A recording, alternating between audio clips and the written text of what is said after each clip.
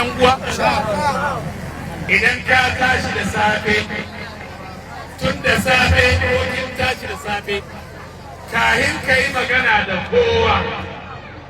kahin ka ma yi alwala kana sakowa da kan gadonka ko bisa kudanka sai ka tashi zaune sai ka kalli gabas ka ce la ilaha illallah muhammadur rasulullah yadda na tsira ya ka tsira ya kaka kai kalmar shahada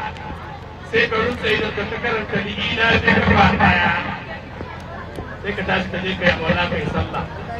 gobe ma ka karanta haka ka karanta jibi ma kai haka ka karanta in kai sau ko daya sai an samu akalla wata 7 ko 8 sannan ka kara dan in ka cika yi akwai matsala in ka cika yi akwai matsala a karin kallawa ba sai na faɗi matsala amma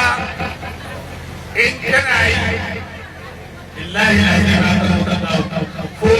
cikin halitta ce take neman ta cutar da kai Allah bai tsare ka albarka annabi Muhammad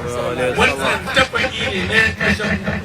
wanda ya je rike wanda bai taba kuma shi ya sani